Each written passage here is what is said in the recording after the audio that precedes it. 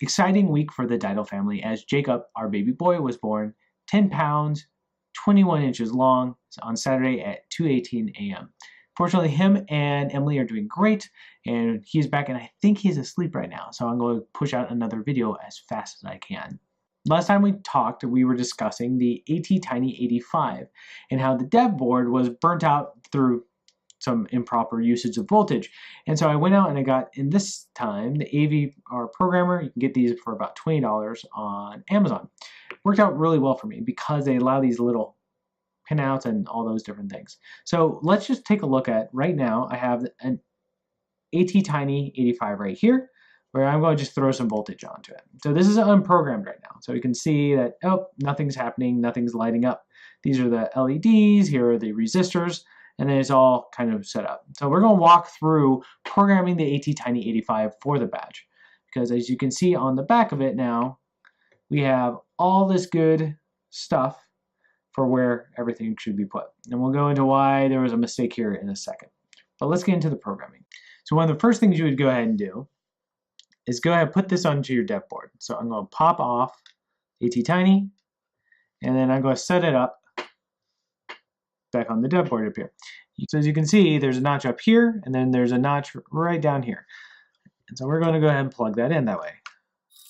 When we've done that, we reach a point where we need to look into some of the coding. So the first thing we want to do is make sure it's all set up right, where we have the board has an ATtiny, the processor, it's selected correctly as an 85. The clock, I'm leaving at 1 megahertz. You could actually go up to 8 or higher. There's a COM port, board info, and then we have the USB Tiny ISP. So at that point, what we can do, we're in bootloader. And it's going to start writing everything down. Now that we have the drivers, let's walk through the code. So at the top you see brightness, which is how bright it is from 0 to 255 of each LED. The fade amount is how big of the steps are when we are having things step down. There's a delay between each of these steps, and then we also have a routine that is selected. So it can run all these different ones. We'll just go with 0, which is kind of default, but then I can play with all these different global variables. It's a very simple loop that occurs where you're going through and you're changing the light, you wait for a little bit of time, and then you change the brightness variables. So each of the LEDs has their own command where it's actually written to what brightness it'll shine at. Change brightness is pretty easy. It keeps going till it's over 255, and then it'll change the fade value to a negative, and so it'll step all the way back down. Once it goes negative, then it starts going back up again. So it just goes this back and forth the entire time. And then finally, I just have a variable to change both the brightness and the fade amount. So we pass all those things. So when you're all ready and your code's good, you have this little verify button that you click. It puts out how many lines of code it was and the percentage of memory that is being used up. So at that point, we're allowed to go back up to the top and upload it. And again, you can see everything is going normally, where we have this nice little output there. So it's done uploading. So what do we see back with our breadboard? Everything appeared to upload fine, and you can see right here, there's a little light going off. So if you look at the pinout for everything, you can easily see where all these pins go. And I have something hooked up to them. So I'm going to hook these up over to my board real quick. There we go. Now I got all set. So you can see now that all 4 of these are going correctly. And this one is just a redoing pin 1. So everything looks good, right? All right, so let's take it apart and put it down and see if it works on power alone, because I know that was one of the things I was complaining about before.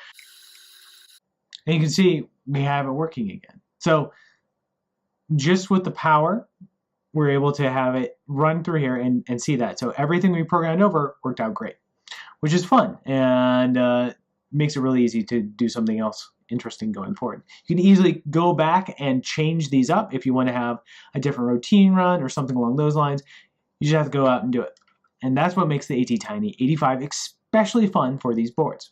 Now at the start of the video, I did make the statement that I made a quick mistake where if you look for the footprint for the ATtiny85, this is one foot of the footprints, but this is the wrong footprint for the actual one I have, right? You can see very loosely that this is way bigger, right, than what it would be to put down on and what to solder on down to.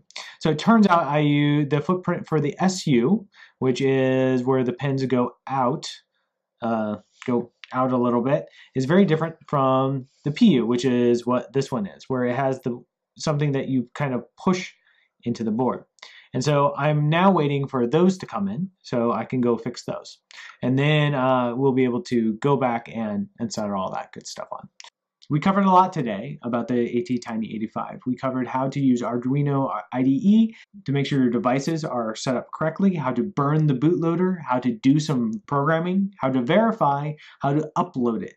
All those things can lead you to creating a very interesting ATtiny85 project and perhaps make something that's wearable, or for badge life in particular. I urge you to stay tuned as I go through sleep deprivation and try to set up some of these things as my supply chain slowly gets figured out, as I figure out how these footprints work.